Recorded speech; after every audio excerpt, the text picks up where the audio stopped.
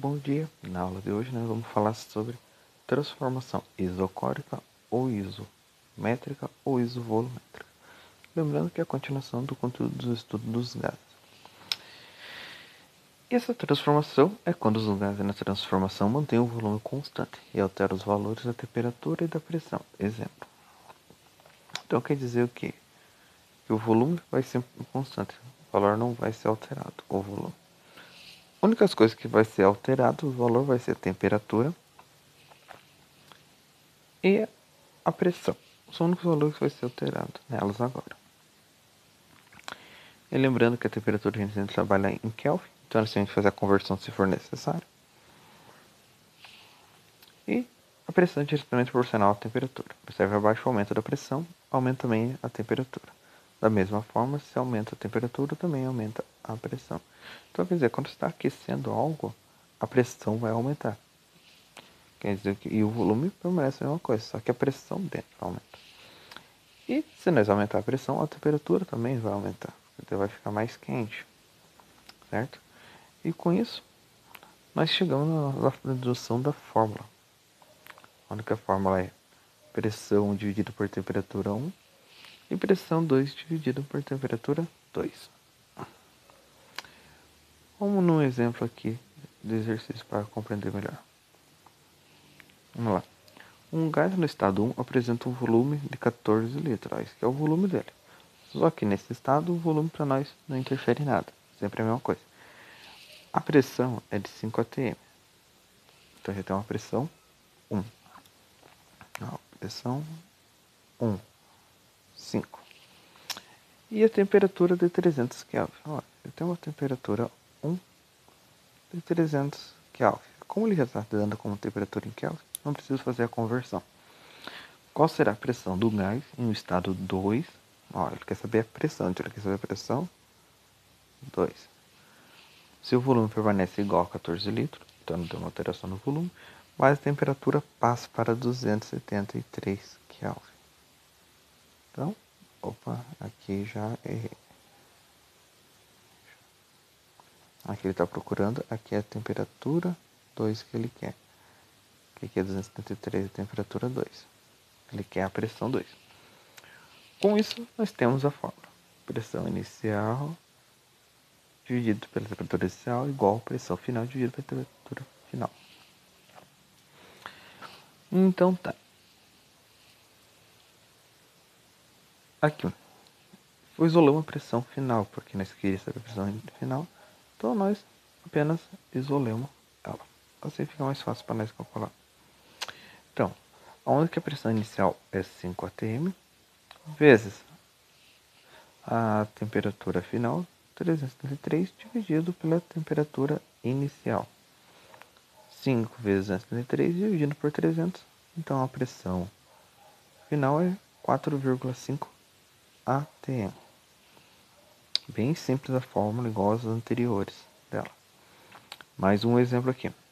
A pressão total do ar no interior do pneu era de 2,30 atm. Então ele está nos dando aqui que a pressão era 2,30 atm. Essa aqui é a nossa pressão inicial. Quando a temperatura do pneu era de 27 graus, 27, quer dizer que é a temperatura inicial. E já convertendo, 27 graus em Kelvin é 300 Kelvin. Depois de ter rodado com um certo tempo com esse pneu, mediu novamente sua pressão e verificou-se que essa agora era de 2,53. Então essa é a nova pressão. Supondo a variação do volume do pneu desprezível, quer dizer o quê? Que não importa. Quer dizer que não podemos pensar que ele é constante, que se alterou ou não vai nos importar. O que nos importa agora é a nova temperatura. Ele quer saber a temperatura final. Onde que nós temos os dados. E onde que ele diz assim. Usando a relação estabelecida por Charles e Gay-Lussac para transformação isocóricas ou isovolumétrica, temos fórmula. Nós temos uma fórmula Pressão inicial dividida por temperatura inicial igual a pressão final dividida por temperatura final. Isolando a temperatura final, temos o quê? Temperatura inicial dividido pela pressão final. E tudo isso dividido pela pressão inicial. Substituímos os dados que nós encontramos no enunciado. 300 vezes 2,53 dividido por 2,30. Onde que teremos a temperatura final de 300 Kelvin. Transformando isso em Celsius, é só fazer 330 menos 273, onde nós temos a temperatura de 57 graus Celsius. Mais um exemplo. Um frasco fechado detinha um gás de 30 graus Celsius.